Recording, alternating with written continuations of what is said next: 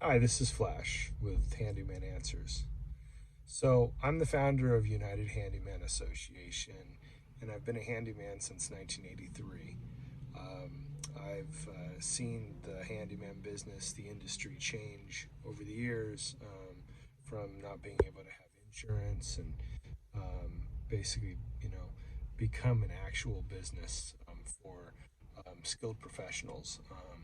Usually sought after a lot more than a contractor due to certain limits that a contractor has that make it better to hire a handyman when you know that the handyman is going to be working in your home.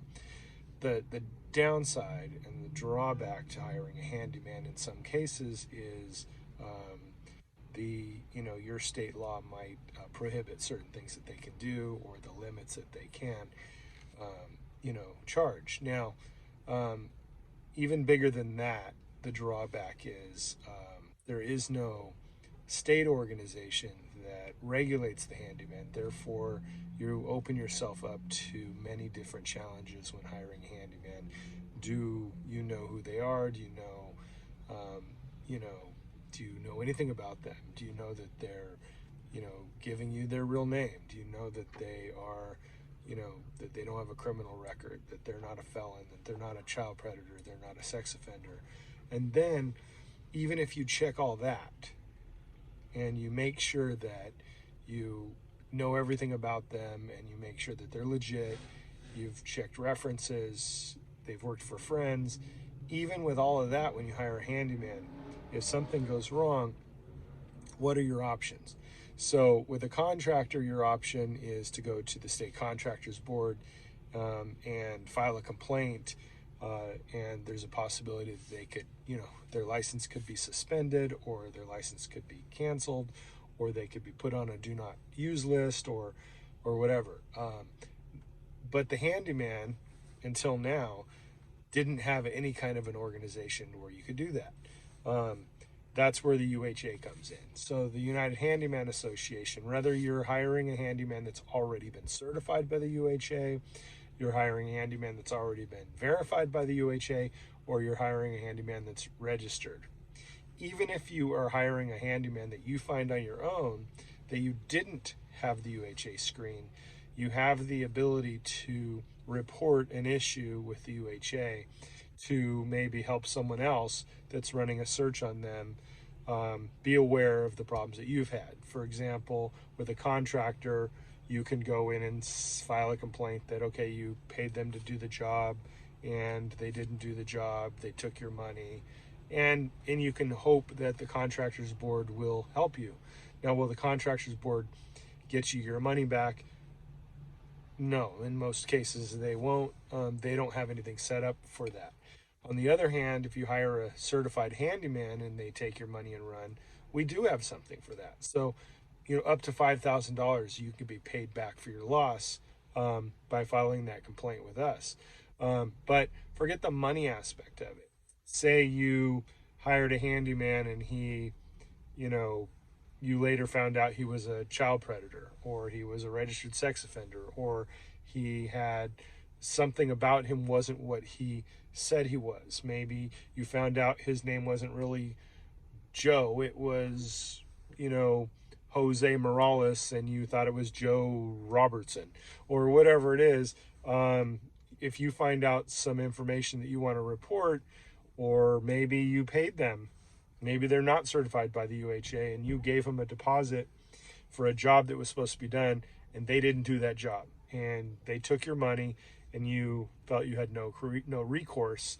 And maybe you don't, because maybe you don't actually know who they are or where to find them, or because there's very little. Now, if they're registered with the UHA, we have all that information for you to go on and look. You can see who they are, that their license, the driver's license, their address, their business information has all been verified by the UHA. So if you have one of those problems, you can find them. So one of the issues with hiring somebody that you have no recourse, even if you wanted to draw a lawsuit, even if you wanted to file something, How do you have somebody served that you can't find? How do you have somebody served or file a lawsuit for a name of somebody that you haven't verified, that you don't even know that that person exists, other than they gave you a business card with that name on it? So those are the things that the UHA protects the customer. So, yes, we have programs and we are all about handyman rights and advocating for the handyman, but we're also advocating for the industry, which means we're advocating for you, the customer. So the only way to build a better industry and to build a better reputation for handyman is to make sure that the handyman that we are advocating for are stand-up, quality, responsible business owners. People that are going to stand up, do what they say they're going to do, fulfill their job, fulfill their commitment, collect their money, earn their living, build their business, support their families, all the things that a normal business, actual business, will do. So the only way for us to really build an industry, a reputable industry, is to build the businesses, to build the handyman. And the only way to really hold them accountable is if we also make sure that we protect the homeowner as well, so that you have a resource, that you have a way of making sure that your handyman is who they say they are, making sure that their insurance is valid. I'm going to give you a little secret. Anyone can go online and print their own certificate, COI, certificate of insurance. Or another common thing is they pay the first payment, they get a COI, they hand that out all year long, but they don't make any other payments. So even though you've received a certificate of insurance that says my guy is insured, doesn't mean that they're insured. So one of the things that we do is we verify that. We become additionally insured. We check on randomly, and some companies actually notify us if their insurance gets canceled. So we're doing that checking for you so that you can go online, check their profile, and see a PDF or see a link to their insurance that says that their insurance is current and active prior to you starting a new project with them. So these are the things that the UHA offers that you cannot get anywhere else. There is no other organization that does this for the handyman industry, because there is no specific license for the handyman. We have a certified license for them that's UHA certified. That means that we stand behind them with that $5,000 guarantee. But as far as a statewide thing, and the reason why the state likes it, states like us, because we're doing what they can't do. The State Contractors Board, for example, because they're a government agency, they can't run a background screening on them without their knowledge, without them approving, without them knowing. But we can, because we're private. So if you want to check out your handyman, we can do that. We can randomly screen. Where the state can't do that. They're limited, so they can't even go after a handyman unless there's a complaint about them. So they hold stings and they catch them in the act, right? We help handymen on that phase of it. We help them get through those. If they do get in trouble, we help them through it. We go on as an expert witness for them. We shed light on some of the things that for their rights, so that they don't get caught up in something that they don't deserve. So we're helping them in other ways. But the bottom line is, we expect of them. We expect a handyman to be legit, to have a business, a proper business, to have a business license if it's required in your state, or city. It's to have insurance. Every responsible business, no matter what it is, carries insurance.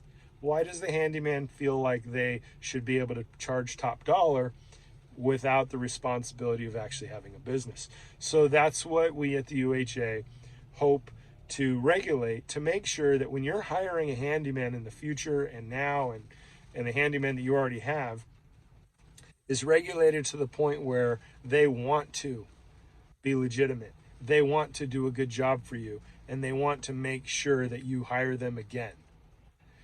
And God forbid, when something happens or something goes wrong, you have recourse to protect your investment.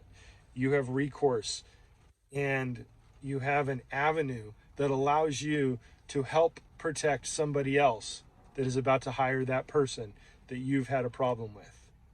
Now, it goes online, and they do have an opportunity to defend themselves. It's not like you can say anything you want to bash somebody and then they don't get a chance to defend themselves. We do allow that too. They can go on and defend themselves. If it's a money issue or it's a job issue, we offer a service to help mediate that issue, so that we will work to possibly not only take in your complaint, but we will work to help you actually resolve that. Maybe they owe you money, or maybe you owe them money, but you want them to do something first. So, we're trying to be there to handle both sides, because I believe that in opening the association, it was to just better an industry that was so hit and miss because of lack of regulation. And a lot of these guys love that, and there's a reason they didn't become a contractor, and maybe they don't like regulation. Okay, so that's fine, but they still should. There's certain things that, they're not required to have insurance unless you ask them to. So there's certain things like being who you say you are, selling your service properly, legally, and providing the service that you promise. There's certain regulations that they should be held by, and the UHA is just here to do that. So, if you want to screen a handyman that you already have, if you want to just make sure that everything is good with them, if you want us to ask the hard questions like, do you have insurance? Let's show me your insurance every year. So you don't have to go to the guy that you've developed that relationship with and ask him for insurance. Let us ask those questions. Let us verify those things. Let us verify, the cost for them, which is a total 100% write-off anyway, but the cost for them is so minimal. It is so low that sometimes you just have to wonder why somebody wouldn't. And it's like, okay, so is it because your information isn't right, or you can't pass a background screening? Sometimes I wonder why somebody wouldn't want to bring their business to that level and be able to say, I'm a certified business. Sometimes it's just beyond the scope of my thinking. Like, I just don't understand why the industry and why some people are so resistant to it. And, I can't help naturally just wonder, like, well, can you not pass a background?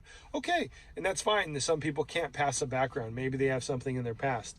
That's why it is a case-by-case basis. Not every person that has a criminal record or has a felony is declined for a certification. And if there is an issue with being certified, being UHA verified has nothing to do with the background. Being UHA verified means we verified who you are, we verified what you are, and we verified what you do. We verify business information, insurance if you have it, driver's license, your customers. We verify that your existence. And then if you don't even want to do that, you can get registered by the UHA. So at least we have on record that you exist as a business in this country. So that a customer can look you up and say, okay, look, this guy is who he says he is. I'm moving forward and I'm hiring him, and we're going to have a good job together. So I don't know. This is Flash with Handyman Answers. Happy home repairs.